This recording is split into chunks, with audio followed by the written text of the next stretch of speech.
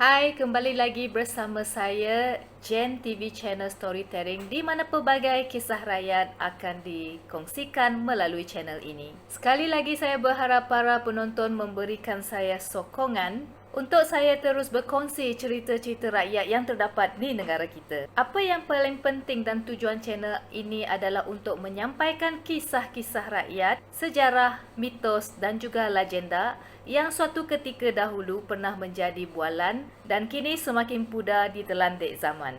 Kerana ada banyak cerita-cerita yang ingin saya kongsikan. Oleh itu, mohon para penonton untuk terus sokong channel ini dengan subscribe dan kongsikan video-video yang saya akan upload dari masa ke semasa. Oleh kerana channel ini masih baru, izinkan saya untuk memperkenalkan diri sebelum saya memulakan cerita pada video kali ini. Nama saya Jen dan berasal dari Sarawak di Kepulauan Borneo. Saya juga merupakan salah seorang suku Dayak. So, saya memang boleh bertutur dalam bahasa Iban, nama berita kita Y. Sekarang saya menetap di Kuala Lumpur dan bekerja sepenuh masa di bahagian sumber manusia. Dalam erti kata lain, HR lah tu. Pada tahun lepas iaitu 2023, saya baru saja menamatkan pengajian master di dalam jurusan perniagaan. Baru-baru ini saya telah mengeluarkan satu produk serum wajah. Kalau korang nak beli, boleh ke akaun TikTok. Korang juga boleh dapatkan produk Premium Gold Bird Name Serum ini di Shopee. Nanti saya akan sertakan link di ruangan description.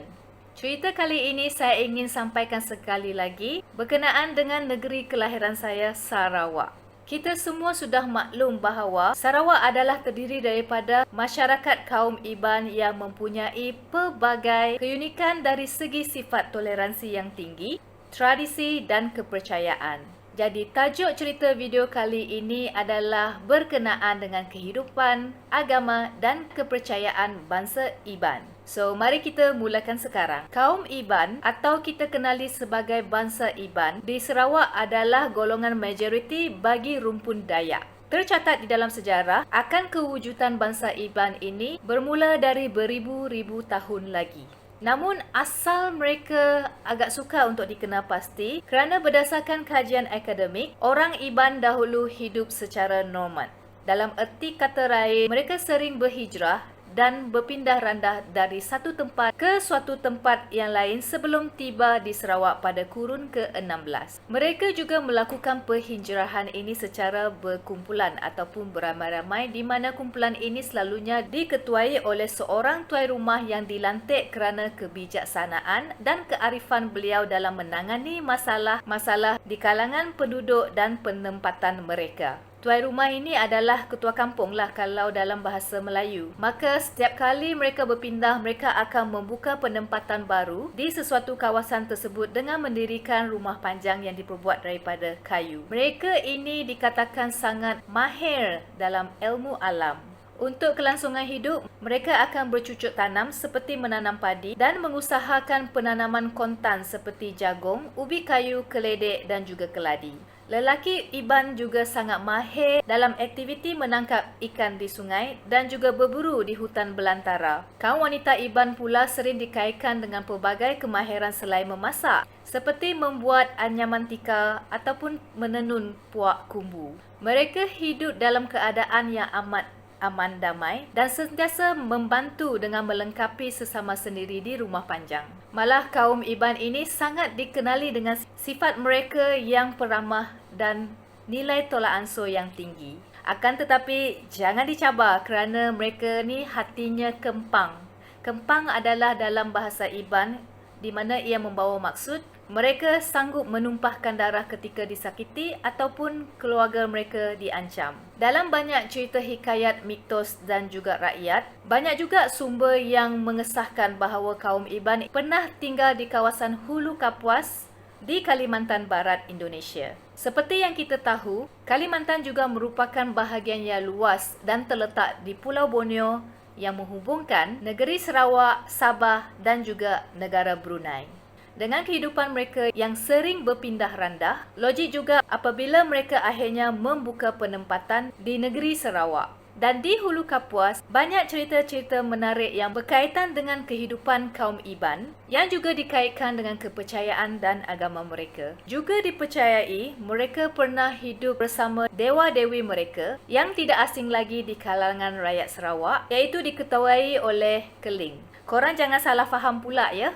Keling adalah nama pahlawan yang gagah perkasa dan terkenal bagi masyarakat kaum Iban.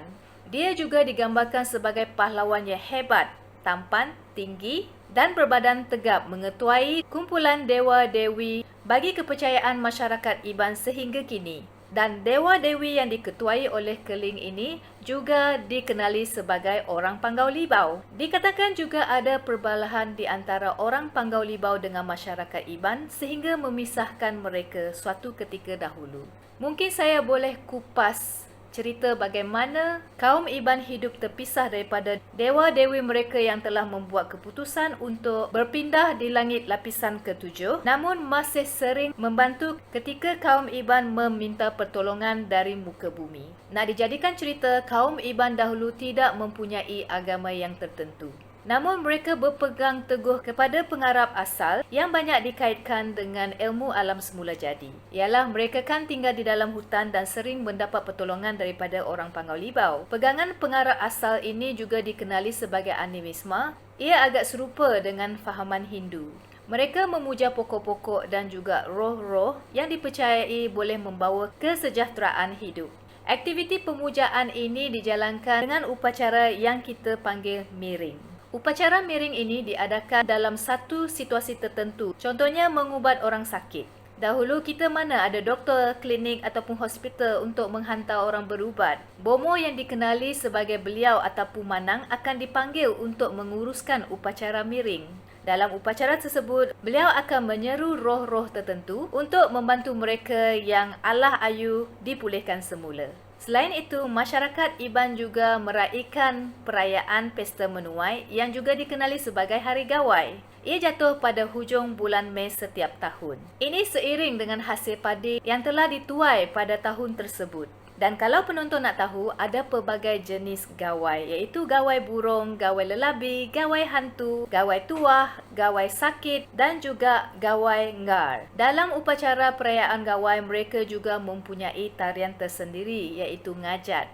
Ngajat ini pun mempunyai pelbagai jenis bersesuaian dengan perayaan gawai yang diraikan. Ini mungkin saya boleh ceritakan di video yang akan datang kerana setiap perayaan gawai dan tarian ngajat ini adalah sangat unik dan membawa erti yang tertentu bagi masyarakat Iban di Rumah Panjang. Pakaian tradisi masyarakat Iban juga dikenali sebagai ngepan. Ngepan adalah berlainan bagi kaum lelaki dan wanita. Selain ngepan dikenakan untuk mempersembahkan tarian ngajat, ngepan juga dipakai oleh kaum lelaki ketika berperang dengan musuh atau ngayau. Pakaian mereka akan dilengkapi dengan senjata perang seperti ilang, nyabur, sumpit, lembing dan juga perisai ketika berperang mahupun berburu di dalam hutan. Zaman sekarang kalau nak beli ngepan kenalah sedia duit beribu-ribu kerana peralatan yang digunakan tidak mudah untuk diperolehi dan ia dihasilkan dengan kerja-kerja tangan. Masyarakat Iban sangat berpegang teguh kepada pengarah asal dan ia diwarisi dari turun-temurun. Namun kepercayaan ini kian ditinggalkan sejak penjajahan keluarga Brooke pada kurun ke-19.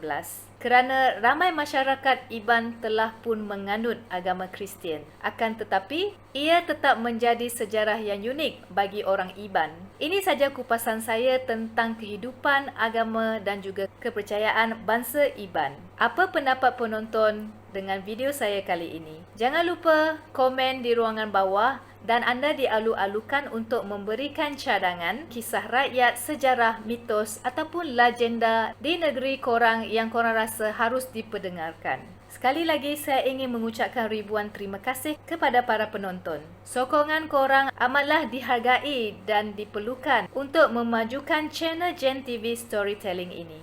Sila share, klik butang subscribe dan notification agar korang tidak ketinggalan di video-video yang akan datang. Salam sejahtera dan berjumpa lagi di video seterusnya. Bye!